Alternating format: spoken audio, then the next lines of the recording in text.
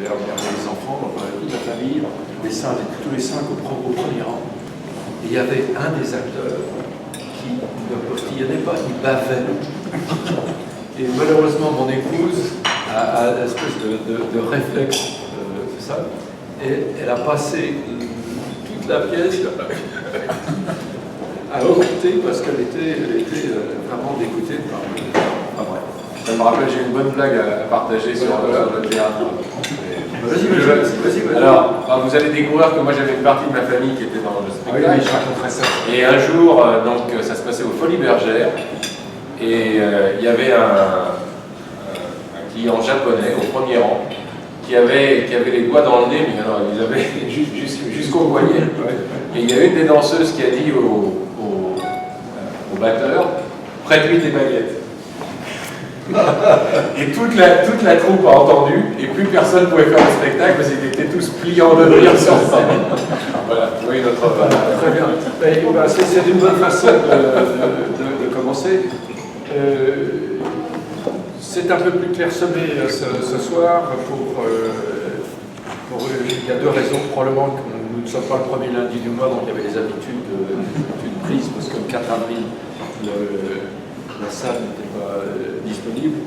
Et puis nous sommes coupables aussi, les organismes géo, de ne pas faire un blast, d'email comme on faisait d'habitude. Voilà. Donc C'est bien travaillé, mon collègue. voilà. Ça c'est gentil. Bon, ce soir, nous accueillons Henri Richard, qui est en transition partant de Sandisk à NetApp. Mais ça, on va revenir. On va revenir là-dessus un peu plus tard. Aussi, je voudrais saluer une participante qui m'a dit tout à l'heure qu'elle était venue à la première séance de DBF. Donc, c'est une fidélité appréciée. 96. Alors, Henri, tu es né en 1958 à Neuilly. Oui. Bon, jusque-là, rien d'extraordinaire. Maintenant, il faut que tu nous racontes ce que faisait ton père, qui écrivait des livrets pour Les opérettes du théâtre Mogador. Et ta mère était Donneuse de revue au Casino de Paris. c'est pas, Ça ne rajeunit pas. c'est pas tout à fait ordinaire. Et ton parrain était Henri Varda, le propriétaire du Casino de Paris, du théâtre Mogador, du Palace, et plein d'autres. Donc un des grands producteurs de music-hall de l'entre-deux-guerres en France. donc ça n'est pas faire un jeu à tes parents, mais tu n'as pas vraiment été élevé par tes parents. Non, j'étais élevé par Parce ma qu'ils s'étaient grand-mère. occupés, c'était occupé. J'étais comme tous les gens du spectacle, donc j'étais élevé par ma grand-mère maternelle et par mon parrain. Henri Varda.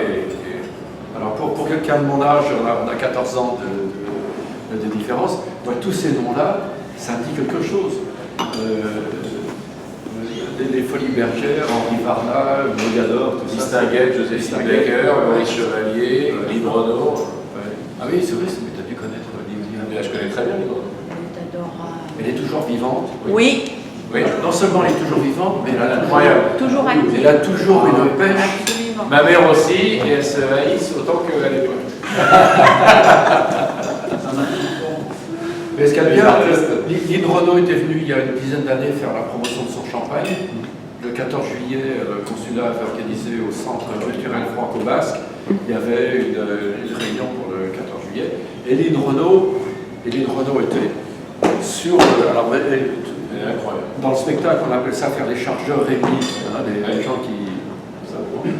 Et elle faisait la promotion de son champagne, et tout le monde dans la salle disait il faut qu'on en boive, parce que voyez un peu les résultats.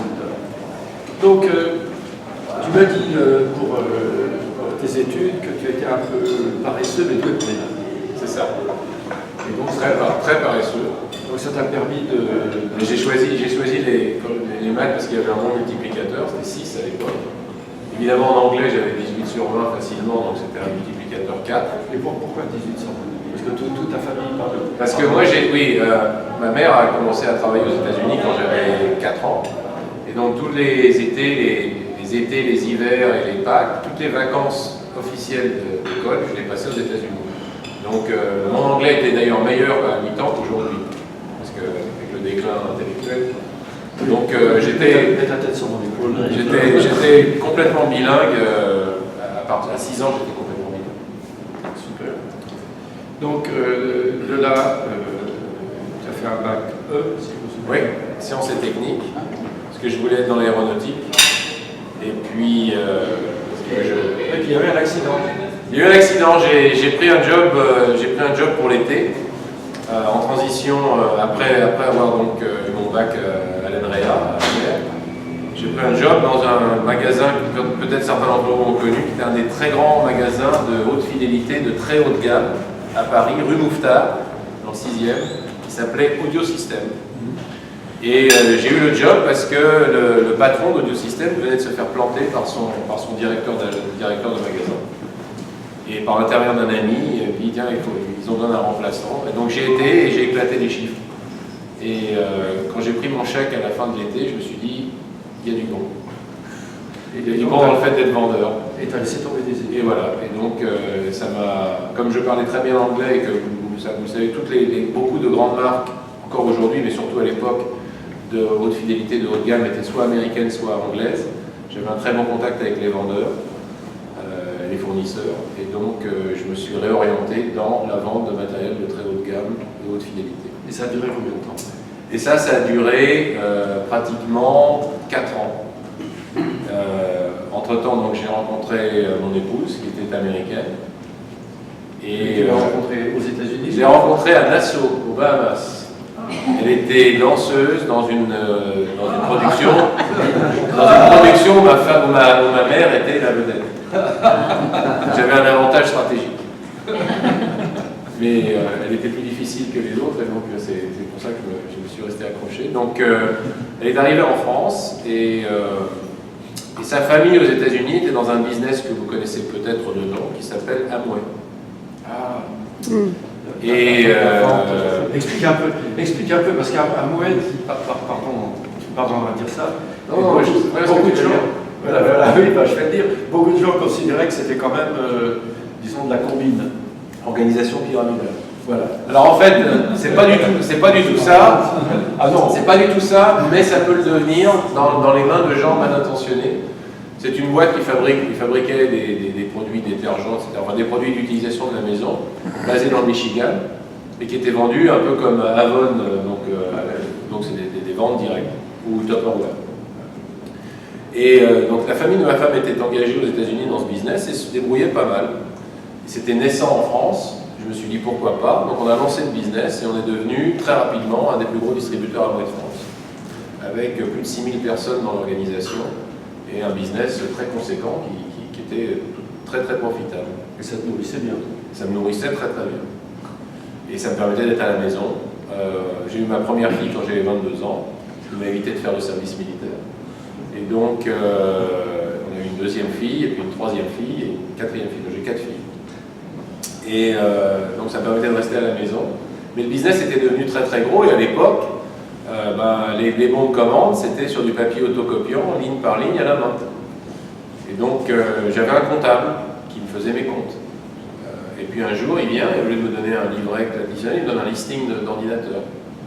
Je dis, tiens, ça c'est intéressant. Un ordinateur. Apple II. Un Apple II.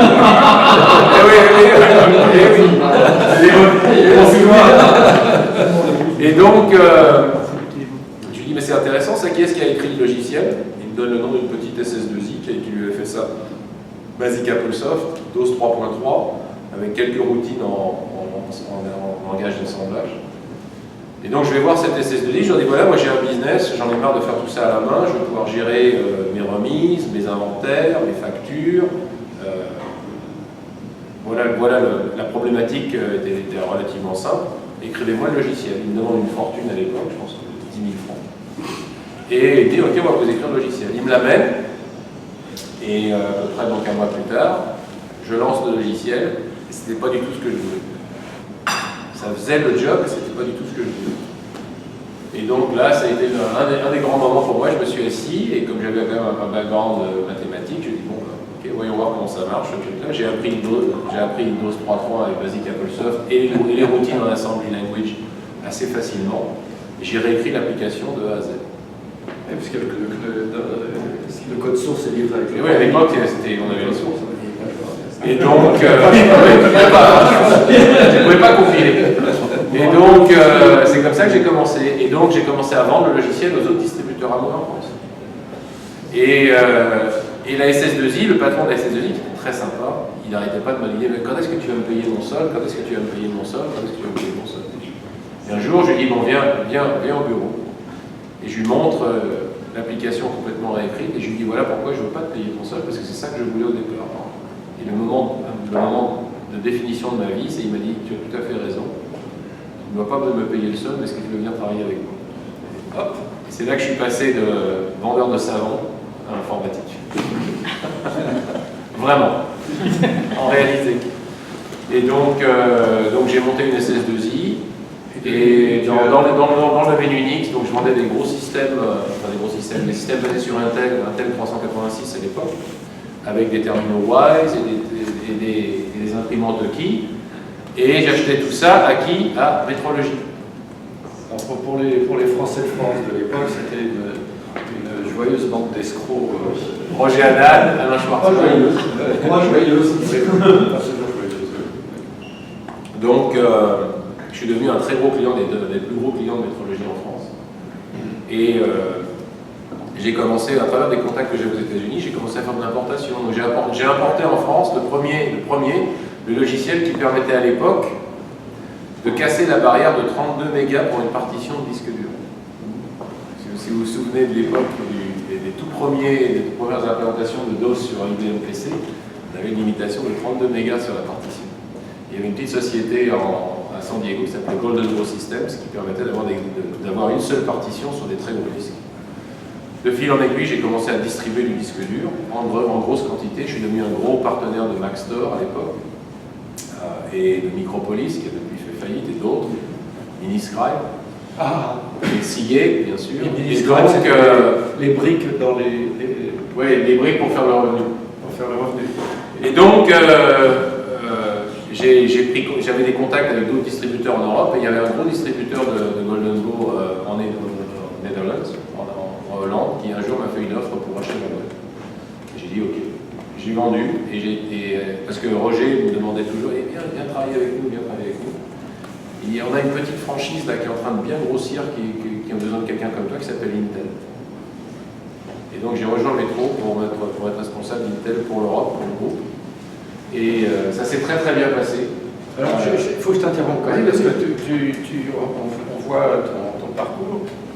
Et est-ce que tu sais pourquoi tu as réussi dans ces étapes? Parce que j'avais un objectif. Dès que j'ai pivoté dans l'IT, j'avais un objectif qui était de venir ici. Parce que mon épouse était américaine, et j'avais clairement identifié que le centre de gravité de notre industrie, c'était ici. Donc, je ne savais pas comment j'allais y arriver, mais je savais que chaque étape qui me permettait de me rapprocher de l'objectif était une bonne étape. Et donc, passer d'une SS2I franco-française servant des grands comptes français à un distributeur qui était coté publiquement et sur le marché européen, avec des gros fournisseurs américains, c'était une première étape dans la bonne direction. Je vois bien que tu avais décidé de venir ici. Je comprends. Nous comprenons. Donc ça, mais qu'est-ce qui a fait que tu as réussi? Est-ce que tu sais pourquoi tu as réussi? Par exemple, oui, enfin... La modestie n'est pas nécessaire. Oui, c'est pas... en général, quand je suis très déterminé, je bouge rapidement, je ne prends pas de prisonniers. Et par exemple, quand je suis rentré chez... Ils savent ça chez Neta, oui. Que tu ne prends pas de prisonniers. Tu sais comment... L'histoire, il y a Émeric qui est là, donc tu ne répètes pas chez Sandis. Mais ça, c'est une histoire vraie, et je peux te montrer l'idée. Quand on regarde mon profil, je suis semi-conducteur, bon, je suis un peu stockage parce que j'ai fait Seagate, etc., mais je suis semi-conducteur. Je ne suis pas un gars du gros hardware d'entreprise. Pourquoi est-ce que j'arrive à être executive VP chez Neta? Parce que le patron de la division Flash, qui s'appelle Tom Ramponi, qui était chez Intel.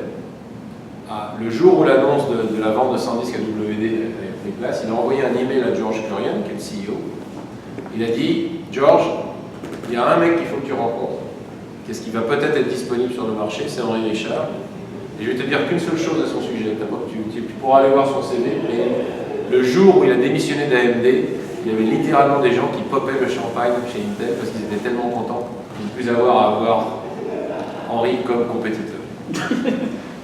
Voilà, j'ai l'email. Donc apparemment, quand tu es avec moi, c'est bien, quand tu es contre moi, c'est moins bien. Donc par exemple, le matin, Oui. tu te laves pas les dents, tu te les limes. Non, je suis pas. Non, il y a collateral damage, mais jamais avec. Je suis pas tellement. Je suis pas méchant avec mes collègues, mais par exemple chez Métrologie, avant que j'arrive, il y avait une franchise qui tournait bien, qui était Wise, qui faisait aussi du système. Et je suis arrivé avec Intel et je les ai complètement éliminés. Donc oui, je suis compétitif. C'est pour ça que j'aime la course. Ça a duré combien de temps chez Métro Métrologie, oui. Métro, j'ai fait 1988 à 1992. Et de là, Et bien de là, j'ai eu un coup de téléphone un jour en disant qu'il y a une boîte qui est en train de grossir à vitesse grand V, qui a besoin de quelqu'un pour l'Europe du Sud. Et j'étais référé par un type qui était avant chez Métrologie Allemagne, et qui avait quitté Métrologie Allemagne, et qui faisait un peu du chasseur de tête. C'était une boîte qui s'appelait Conner Peripheral. Je n'avais jamais entendu parler, et qui faisait du disque dur. Et j'ai rencontré Finis Conner au CES de Las Vegas. J'ai eu une offre une semaine plus tard, et je suis arrivé donc pour être responsable de l'Europe du Sud chez Conner Peripheral. Et là aussi, je veux dire, l'Europe du Sud, qui était la petite région, complètement massacrée par les Allemands en Centrale Europe. Un an plus tard, on était la plus grosse région en Europe. Uniquement par le leverage du grey market, et en s'assurant que... Mais oui, c'est la vie. c'est la vie.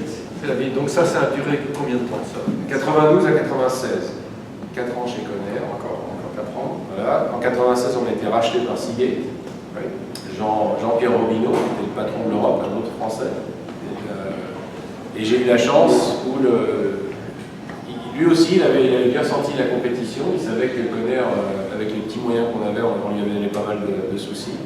Et donc, dans l'acquisition mondiale, il y a 2 vice-présidents au niveau mondial qui ont été gardés, moi en Europe, et Charlene Wilson, qui était la patronne de la division T de Conner ici aux États-Unis. Et donc, j'ai continué chez Seagate en tant que patron de l'Europe du Nord. Comme Jean-Pierre, il était un peu vicieux, donc il m'a dit il faut que tu t'occupes des Anglais. Et basé à Paris. Donc je me suis occupé de l'Europe du Nord et de tous les plans stratégiques. Donc à l'époque, il y avait un peu de stratégie, il y avait encore HP à Grenoble, il y avait Siemens, il y avait un peu de business en Europe. Et je suis resté avec eux pendant 1 an et demi, où j'ai extrêmement bien travaillé mon golf. Parce que Jean-Pierre était un passionné, on jouait 4 à 5 fois par semaine au golf. C'était dur. C'était très bien. C'était bien. Il y avait une technique, les Américains, c'est des abrutis. Tu leur donnes juste les chiffres dont ils ont besoin et ils te foutent la paix. C'était sa technique. Et donc, Texto. Oui, moi j'ai déjà entendu ça, oui. Et à l'étape, tu vas faire les... Ah bah non, à l'étape, tu vas être du côté américain. Ah ouais, c'est un peu plus difficile. Ça va. Donc quand les Européens vont te dire, ouais, t'inquiète pas. Mais mon équipe Europe est très contente d'avoir un ex-européen à la tête parce qu'ils se plaignent toujours que c'est difficile d'avoir quoi que ce soit de concret de la part des individuels. C'est souvent le cas. Ouais. Donc, de là, de Seagate. Alors Seagate, un jour, j'ai un coup de téléphone d'un de mes distributeurs qui s'appelait Karma International, une boîte avec le headquarter à Istanbul, dans le bazar. Et cette boîte, elle avait été fondée par 6 individus. Et c'était le plus gros distributeur non officiel de disques durs en Europe. Mais quand je vous dis des volumes, on parle de 2 à 300 000 disques par semaine. Et donc le business model, c'était ils étaient distributeurs officiels de certaines marques. Et ils achetaient au backdoor de tous les OEM. Donc tous les OEM qui avaient des excès de disques, ou qui voulaient faire de la marge en prenant les disques achetés au prix OM et en les mettant sur le marché central, passaient par Karma. Et ils avaient un très bon business model, operating cost, on avait un total cost of sale de moins de 20%, enfin vraiment la machine super tuned. Il y avait beaucoup de PhD, enfin ils étaient très bien éduqués, tous basés à Istanbul. Et ils m'appelaient, donc ils étaient un bon distributeur, ils faisaient un bon travail, surtout à l'époque Conner. Et il me dit, écoute, on veut vendre la société, on sait que nous, on n'a pas la carte de visite pour la vendre, mais si tu nous rejoins, on pense qu'on peut vendre la société ou faire une offre au public assez rapidement. Et donc, le golf, ça commençait à me pomper, j'étais très bien, hein. Romino a toujours été impeccable avec moi, Seagate était très sympa, je gagnais bien ma vie, mais je me faisais chier. Et j'ai pris la décision, j'ai dit ok, j'y vais. 3 semaines après la décision, je me suis dit c'est la plus mauvaise décision de ma vie. Et 9 mois après, on a vendu la société pour 360 millions de dollars, et c'était une très bonne décision. Mais pourquoi tu trouvais que c'était une mauvaise décision? Parce que je me suis rendu compte à quel point c'était un bordel. C'était vraiment Oui, c'est limite. c'est du bricolage. Oui, et puis chaque fin de mois, tu n'étais pas sûr de finir le mois. Mais bon, ça s'est bien terminé. Et j'ai pris ma femme, mes enfants, mes valises, et j'avais une offre pour revenir chez Seagate ici aux États-Unis. J'avais une offre de 3 coms, on aurait pu, qui voulait quelqu'un. Et j'ai eu un coup de chance, j'étais littéralement invité par IBM, qui à l'époque avait une grosse activité stockage, qui a depuis été vendue à Hitachi, qui est devenu Western Digital. Et j'étais invité à la Ryder Cup, encore du golf. Et j'étais en ligne au passeport avec le grand patron de l'époque, de cette division d'IBM, Technology Group, qui s'appelait Jim Vanderslice. Il me dit, bon voilà, now you sold the company, you made a little bit of money, what are you going to do with your life? I said, my wife's American, it's time to go back to the US. And he said, why don't you come help us? Et j'ai pas pris ça, j'ai pas cliqué sur le moment que c'était une offre. Mais alors attends, je vais te dire. Là, je vais te poser une question que les habitués connaissent. C'est qu'est-ce qu'il a vu en toi? Winning. Il a vu que on avait signé IBM. IBM n'a jamais été très bon dans le challenge. On les a signés et en 3 trimestres, donc les 9 mois où j'étais là, on les a signés juste après que je sois arrivé. Et 9 mois plus tard, on était le plus gros distributeur mondial. Oui, ça laisse une pression. Voilà. Et donc, il a dit, ce type-là, il a une recette. Parce que moi, j'étais chez Karma, quand je suis arrivé, j'étais en charge des relations fournisseurs. Donc, mon job, c'était de cajoler les fournisseurs. D'avoir les relais. Voilà. Exact.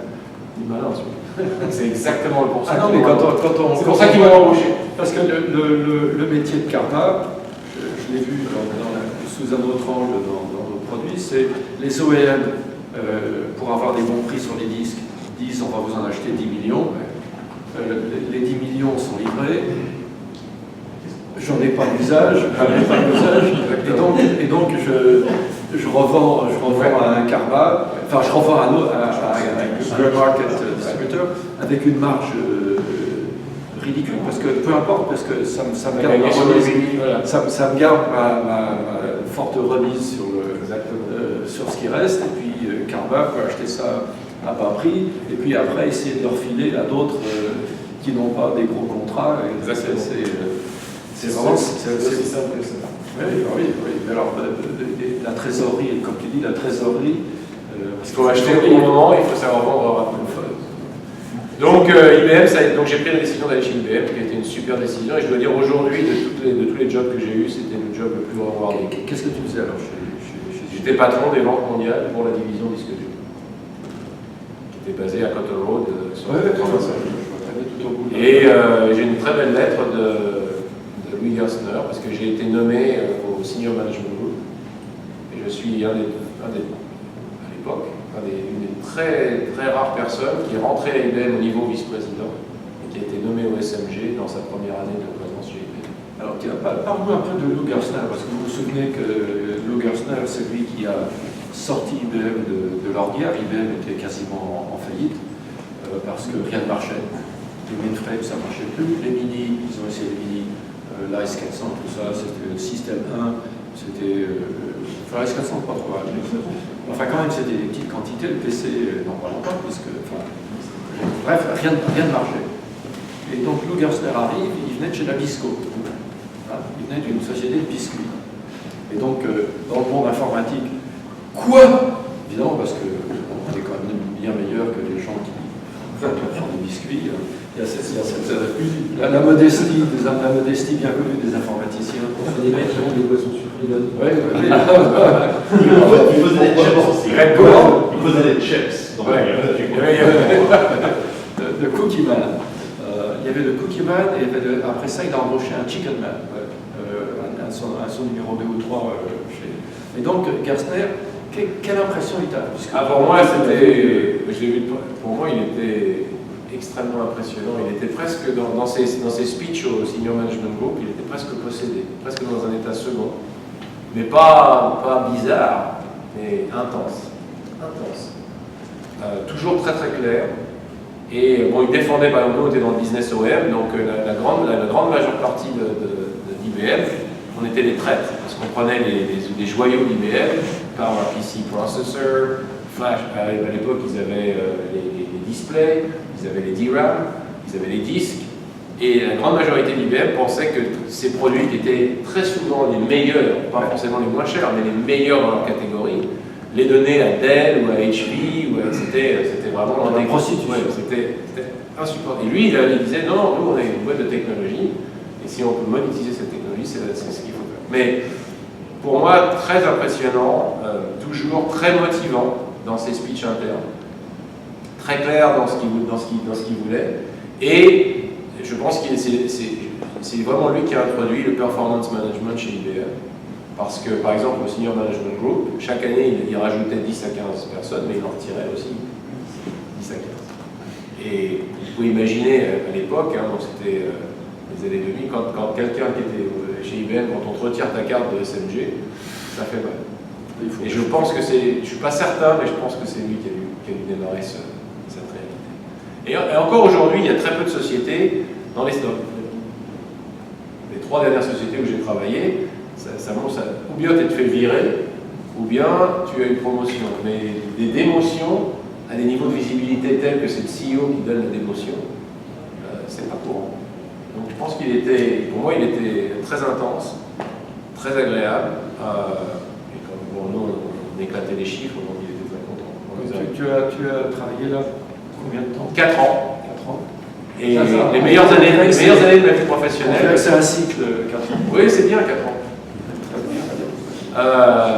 C'est assez pour savoir ce que tu fais, et c'est pas trop pour être pour ton avis.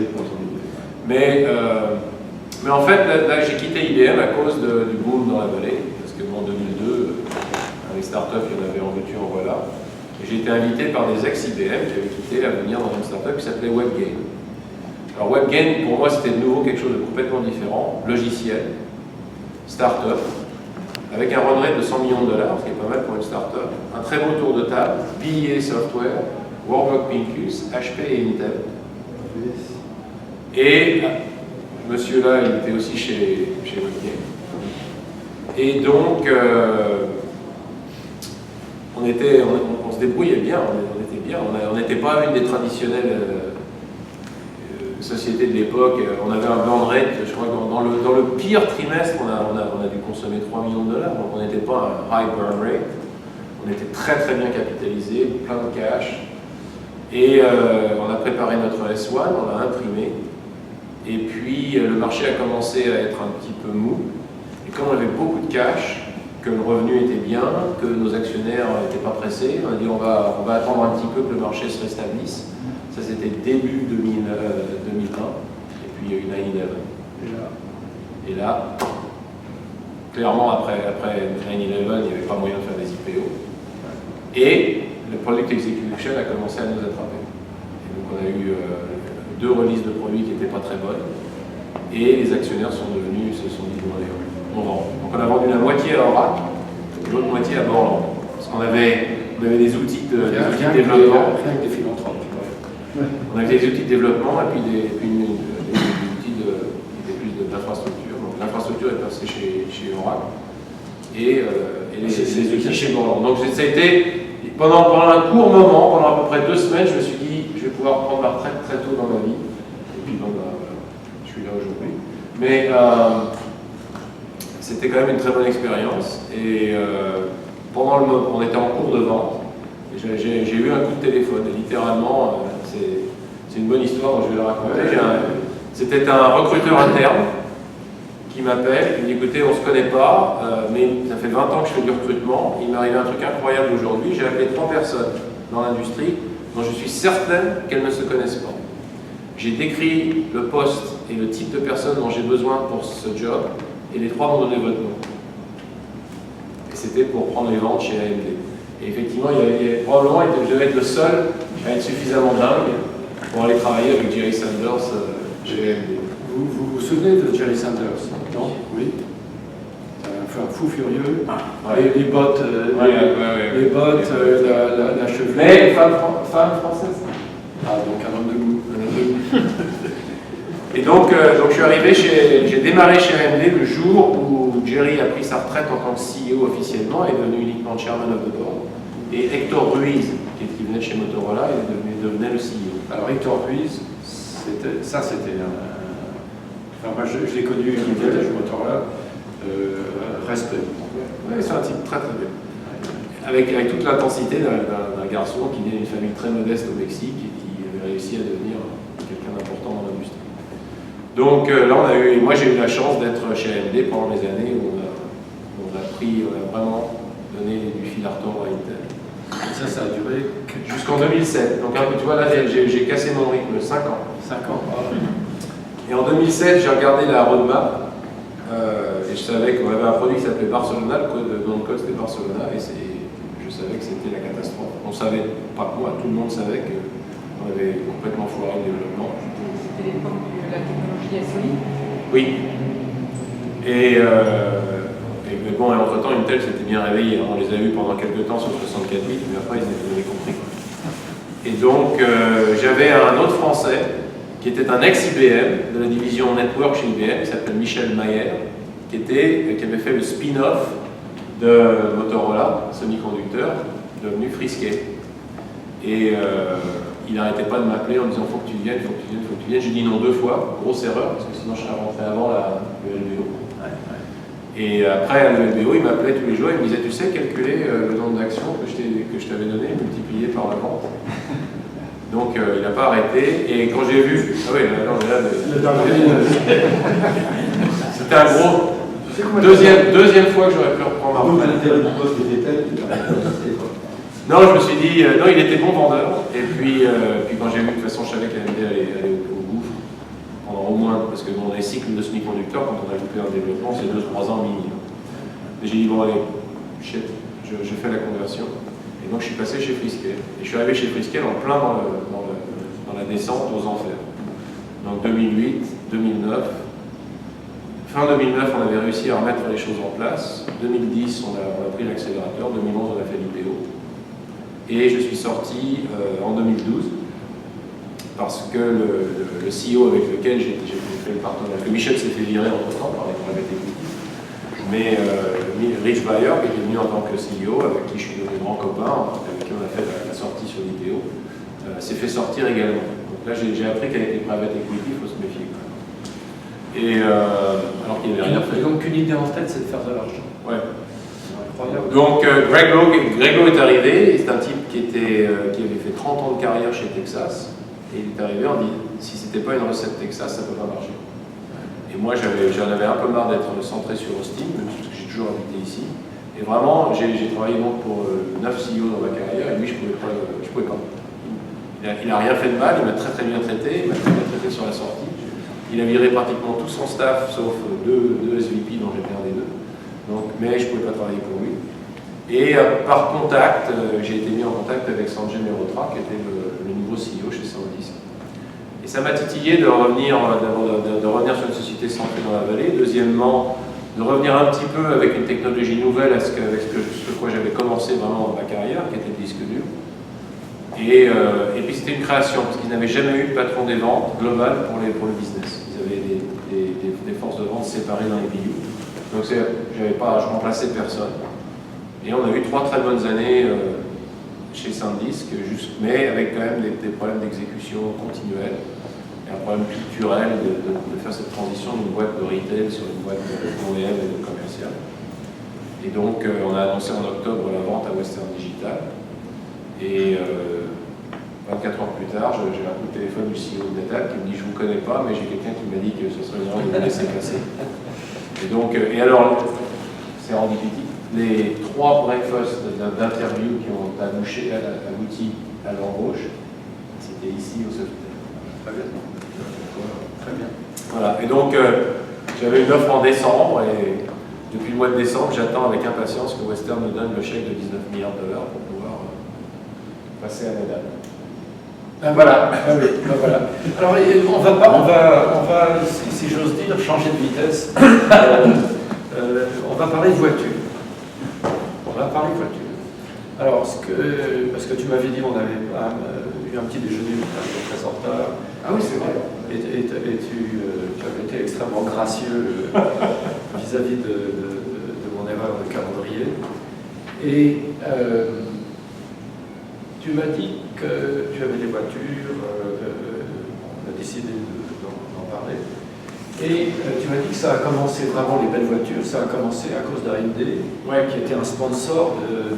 Quand je suis arrivé chez AMD, une des premières choses qu'Hector m'a dit, écoute, les Américains ne comprennent rien à la Formule 1, on vient de signer un gros contrat, je ne suis même pas sûr que c'est une bonne idée pour AMD, mais c'est trop tard, c'est signé, don't fuck it up.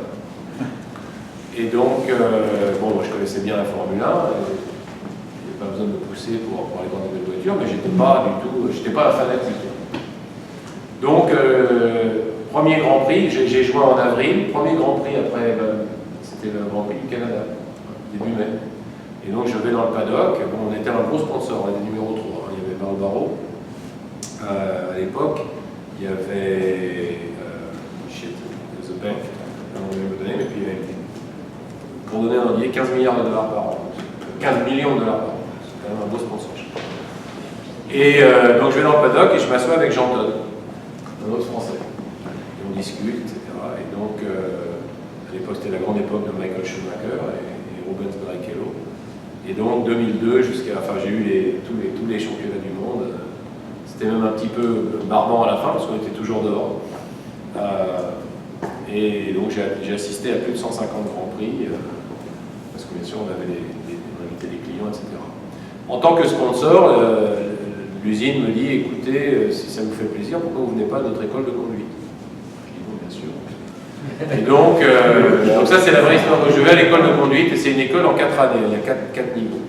On peut faire chaque année progressivement. Première année j'y vais, on conduit sur pluie, gymkhana, etc. Et à la fin de chaque session, c'est des sessions de 3 jours, il y a des tests. Et je gagne tous les tests. La deuxième année, c'est un peu plus sérieux, il y a des parties chronométrées, etc. Je gagne tout. La troisième année, pareil. La quatrième année, ils vous mettent dans une vraie voiture de course, avec challenge, sur le circuit de Fiorano, en essai libre, au chrono.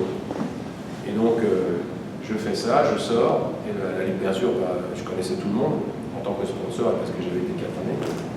Et le chef, le chief instructor, il dit « Est-ce que tu vas faire de la course ?» Je dis « Non, j'ai aucune intention de faire de la course. Pourquoi est-ce que tu demandes ?» Il dit « Parce que tu viens de faire le 3e temps le plus rapide de n'importe quel invité sur la course de Fiorano. »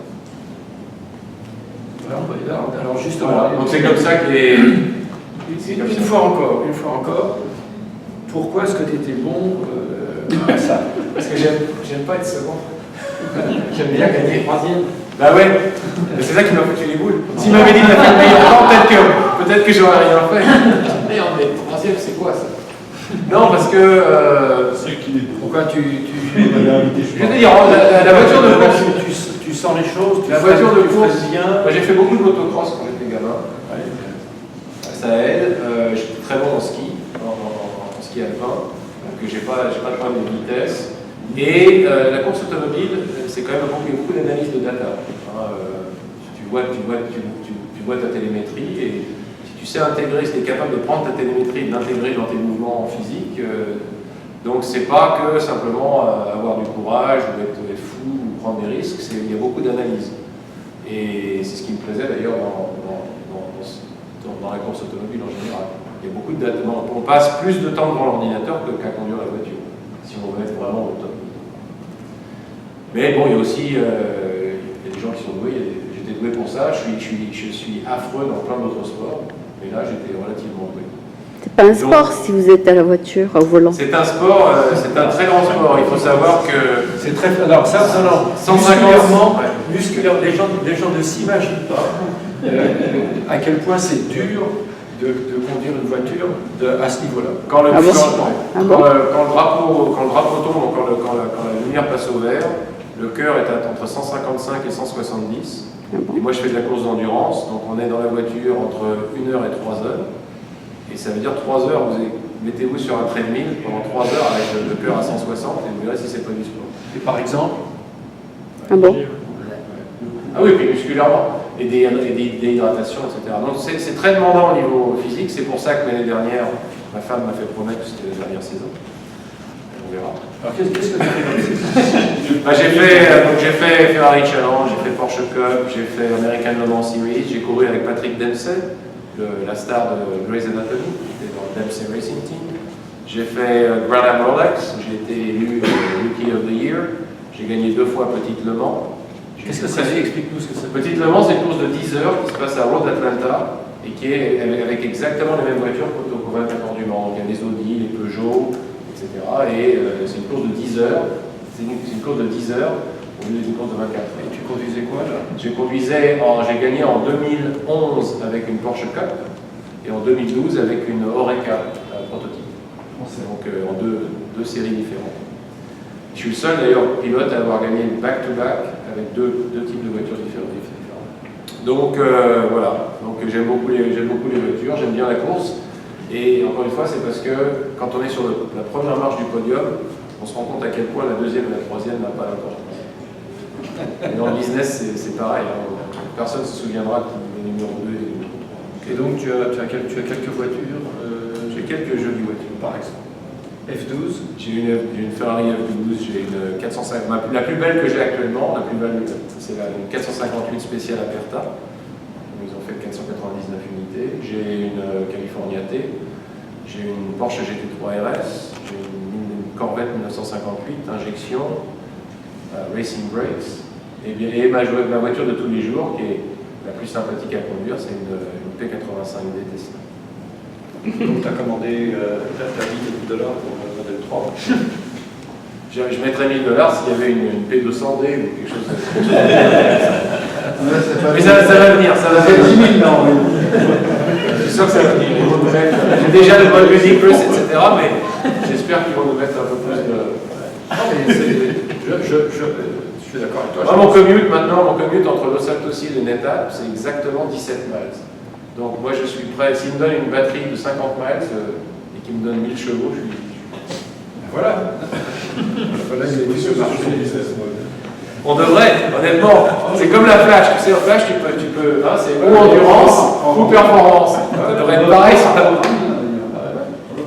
Oui, bien sûr, oui. Il y a peut-être un petit peu de refroidissement des convertisseurs. Hein, aussi. Donc voilà. Écoute, merci beaucoup de nous avoir fait partager. C'est très intéressant. Enfin, je peux te dire, pour moi, oui. Alors j'espère que c'est vrai pour vous aussi. Je sais que tu as un dîner. On a 5 minutes pour des questions. If there is any. Allez, Marc. Mais où est-ce que vous parquez vos voitures? Qu'est-ce qui m'intéresse là? Alors, je vais prendre celle-là, puis qu'est-ce qui m'a intéressé chez Onedap? Moi, je suis à un point dans ma carrière où la chose la plus importante, c'est mon boss. J'aurais pu m'arrêter après Saint-Denis. J'ai rencontré Georges. Déjà, l'histoire Thomas Kurian, George Kurian, c'est assez intéressant. Vraiment très sympa, down to earth, easy to deal with. Donc ça, c'était la première chose. Non. Deuxièmement, si tu regardes, moi j'ai toujours été pour les underdogs, AMD, underdog, Freescale, beaucoup de gens qui disaient ouais, c'est une boîte de merde qui va se casser la gueule. SanDisk, retail qui n'arrivera jamais à faire du commercial. Donc moi les challenges, je ne cherche pas les positions, tout va bien et on est à 30 000 mètres, 30 000 pieds d'altitude et c'est tout. J'aime bien les turnarounds. Et il faut dire qu'économiquement, il y a plus de chances de gagner sur des turnarounds que sur des situations établies. L'exception, c'est certainement IBM, mais même chez IBM, la division OEM, c'était le vilain petit canard, c'était le traître qui donnait la technologie d'IBM à ses compétiteurs. Donc moi, j'ai jamais été contre ces situations-là. Donc j'aime bien le fait qu'aujourd'hui, c'est une boîte qui, au niveau valuation, est ridicule. Hein, c'est 1,1 le chiffre d'affaires, avec des marges de 63%. Simplement parce qu'elle a complètement loupé sa transition de produit les 3 dernières années. Et l'histoire, l'architecture l'histoire de la société vis-à-vis de ce qui va se passer avec le cloud, etc., est mal goupillée. Mais great balance sheet, great cash position, bonne technologie, très sticky. Il y a beaucoup de clients qui veulent bien sûr enlever NetApp, mais c'est très douloureux de le faire.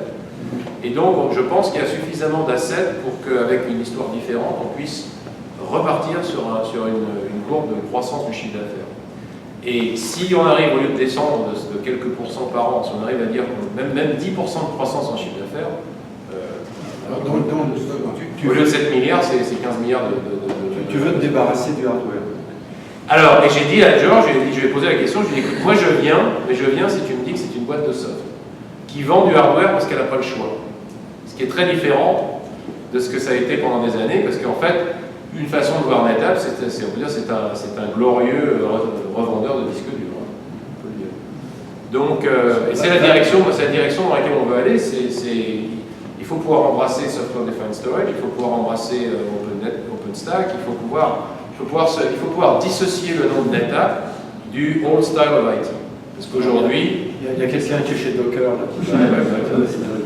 Donc c'est pas facile. C'est pas facile, mais c'est intéressant comme challenge. Bon, j'ai une grosse équipe, hein, j'ai 6300 personnes, donc c'est intéressant aussi pour moi. Et ça sera mon dernier job. Enfin, j'ai pas l'intention de faire autre chose que ça.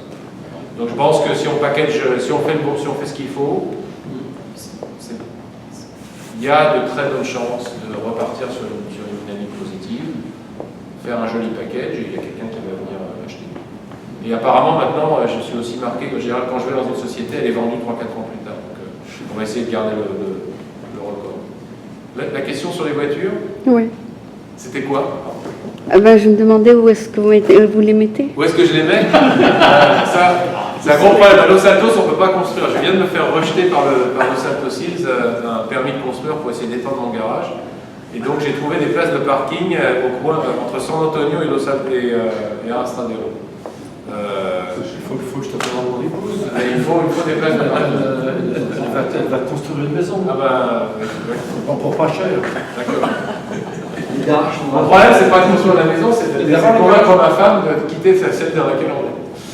Parce qu'elle aime bien, elle n'est pas du tout mobile. Donc, non mais, c'est trop de voitures. Bon, en fait. Voilà. D'autres questions? Ok, ben je vous remercie de m'avoir donné cette opportunité. Oui. Et puis je te remercie de l'invitation. Mais je t'en Et je vais filer parce que j'ai un dîner avec un distributeur mexicain. C'est pas une blague. Les affaires sont les affaires. Merci encore.